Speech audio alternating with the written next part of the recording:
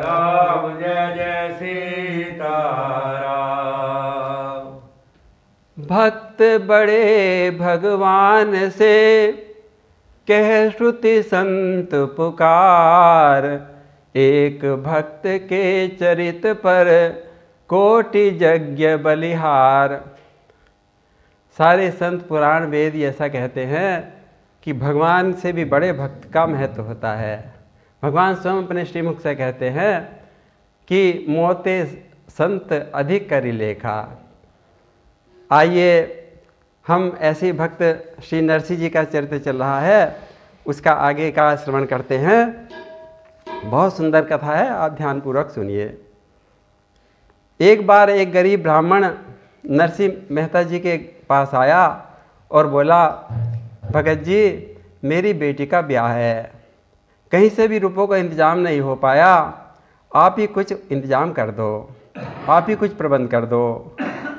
द्वार द्वार दुत्कारे खा, इस जीवन से अकुलाया हूँ, हे सामलिया के भक्तराज अब द्वार तुम्हारे आया हूँ। नरसिंह जी ने कहा कि मेरे पास तो रुपयों का इंतजाम नहीं है, कहीं उधार मिल गए तो मैं लेकर आपको दे दूंगा। और नरसिंह जी जगह जगह गए रुपयों का इंतजाम करने, किंतु कहीं से भी रुपयों का इंतजाम नहीं हुआ, किसी ने नरसिंह जी को उधार नहीं दिया।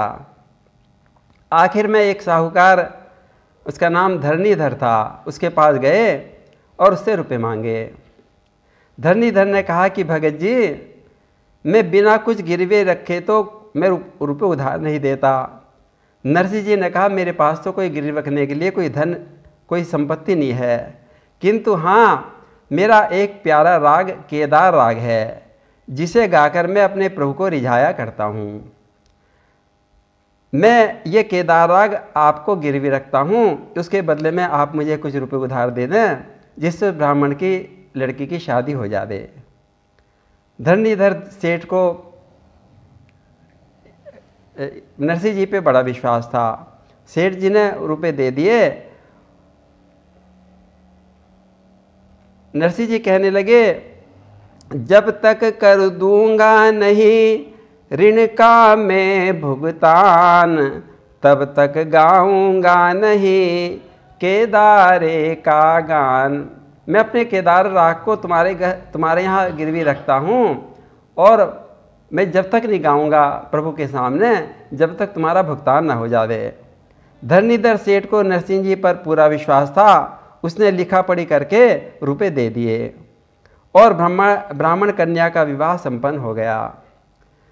इसके बाद कुछ दुष्टों ने, जो बड़े नरसिंह जी के खिलाफ थे लोग बाग, उन्होंने राजा से शिकायत कर दी कि महाराज ये जो नरसिंह भगत है ना, ये झूठ मूठ लोगों को ठग रहा है, भोले भाले लोगों को भक्ति का प्रचार करता फिरता है और उन्हें ठग रहा है। और ऐसा करता है कि एक कच्चे धागे में फूलों की माला पिरो के ठाकुर जी को, भगवान जी को मंदिर में पहना देवे, और जब वो भजन गावे तो ये झूठा प्रचार कर देवे कि भगवान ने प्रसन्न होकर उस माला को तोड़कर और प्रभु नरसिंह जी के पुष्पों को उनको उपहार दिया। तो राजा को जो झूठे लोग थे उनकी बातों पे विश्वास आ गया। उसने परीक्षा लेना चाहा। वो मंदिर गया और जहाँ नरसिंह जी अपने भगवान को भजन गा के रिझाया करते थे केदार राग में, भगवान नरसिंह को माला प्रसाद के रूप में दिया करते थे। जब में बड़े प्रसन्न हो जाते थे भगवान जी, राजा ने मजबूत रेशम का मंगाया और उसमें एक बड़ा भारी उसे बंटवा करके और तब उसमें डोरा बनवाया और उसमें फूल गुथवाए।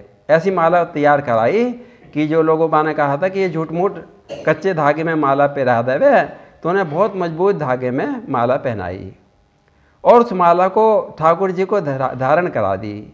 और नरसिंह जी से कहा कि हे नरसिंह जी, अब आप केदार राग गाकर अपने प्रभु को रिझाइए।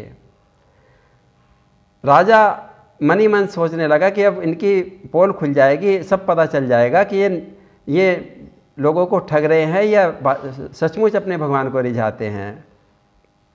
नरसिंह जी नित्य नियम के अनुसार दूसरे रागों में भगवान को गाने लगे। केदार राग तो गिरवी रखा था, जिससे भगवान प्रसन्न हुआ करते थे। क्योंकि केदार राग तो गिरवी रखा था और नरसिंह जी बार बार गाने लगे, हरि आ जाओ एक बार, हरि आ जाओ एक बार, हरि आ जाओ एक बार, हरि आ जाओ एक बार, हरि आ जाओ, हरि आ जाओ, हरि आ जाओ, हरि आ जाओ, हरि आ जाओ एक बार, हरि आ जाओ एक बार। अब केदार राग तो भगवान के उनके धरणीधर सेठ के यहाँ गिरवी रखा था ना, उसमें तो गा नहीं सके थे। और भगवान जी तो नरसिंह जी के केदार राग के रसिया थे। केदारा गिरवी धरो धरणी धर के द्वार, याही ते मन मार के भक्त भयो लाचार। नरसिंह जी लगातार गाने पर भी माला तो टूटी नहीं। भगवान भी नरसिंह जी की परीक्षा ले रहे थे, क्योंकि भगवान तो नरसिंह जी का केदार राग के रसिया थे। राजा ने शिकायत करने वाले लोग बाग जो थे में बड़े प्रसन्न होने लगे कि अब इन नरसिंह जी की झूठी पोल खुल जाएगी। और नरसिंह जी तो मनी मन भगवान को उल्हाना देने लगे, भगवान देखो केदार राग तो मैं गा नहीं सकता, अब आप इन्हीं रागों में प्रसन्न हो जाओ ना और अपने पुष्पों का उपहार मुझे दे दो। किंतु भगवान तो उठे ही नहीं और भगवान पर तो कुछ असर ही नहीं हुआ। मानो भगवान मनी मन अपने भक्त की और कीर्ति का और फैलाना चाहते थे। नरसिंह जी बार बार भगवान को उल्हाना देते, भगवान इस माला को अपनी छाती से चिपकाए रखिए ना, चाहे राजा मुझे कितना भी दंड दे मैं पिटता रहूँगा, किंतु अपनी 2 कौड़ी की माला को अपनी छाती से लगाए रखो। बार बार उल्हाना दे रहे, किंतु भगवान तो मुस्कुरा रहे और माला को तोड़ ही नहीं रहे थे। उधर क्या हुआ, भगवान अपने भक्तों की महिमा बढ़ाना चाहते थे, उन्होंने नरसिंह का रूप बना लिया और उस धरणीधर सेठ के पास पहुंच गए भगवान नरसिंह का रूप धारण करके। तो सेठ जी धरणीधर कहने लगे कि हे नरसिंह तुम कैसे आए। तो नरसिंह जी ने रुपए सारे धरणीधर सेठ को दे दिए और धरणीधर सेठ ने वो केदार राग के जो जितने भी कागजात थे वो उनको लौटा दिए। नरसिंह बन प्रभु द्रव्य चुकायो, गिरवी को कागज छुड़वायो, लाके चुपके सभा मझार, गोद नरसिंह के दीनों डार। भगवान ने ऐसा करिश्मा किया, चुपचाप धरणीधर सेठ के यहाँ से केदार राग को छुड़वा दिया और उसके जो कागज रखे थे वो सारे नरसिंह जी को सभा में लाकर उनकी गोद में डाल दिए। अब नरसिंह जी ने देखा कि ये तो सारे कागज में ही हैं जो मेरे केदार राग के थे। समझ गए मेरे प्रभु ने मेरा केदार राग छुड़वा के और अब मुझे स्वतंत्र कर दिया। अब तो नरसिंह जी केदार राग में प्रभु को रिझाने लगे और बस फिर क्या था, भगवान प्रसन्न हो गए।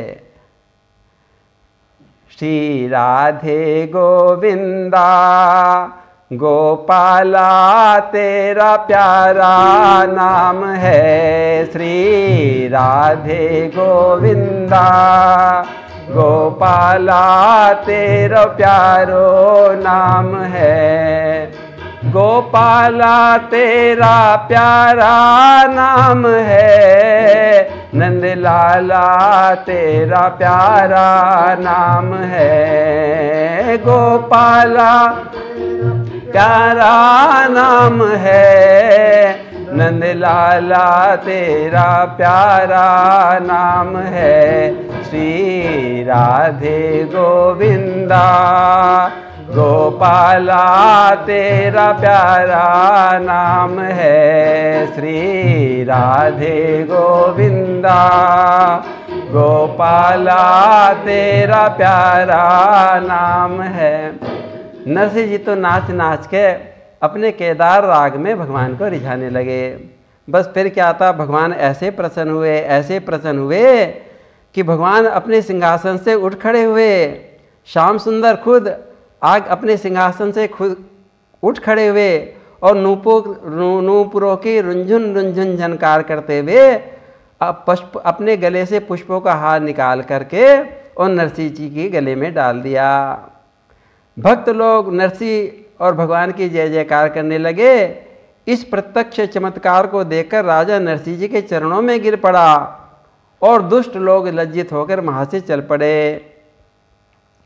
दुर्जन चले लजाए के, मन ही मन खिसियाए। चमत्कार प्रत्यक्ष लखी, सके न शीश नवाए। और नरसिंह जी कहने लगे, नटवर तुम सचमुच नटवर हो, क्या अद्भुत नाट्य दिखाया है। सारा ऋण चुकता करके मेरा केदारा राग छुड़ाया है। बोलिए नरसिंह मेहता भक्त की जय। भक्त भगवान की जय।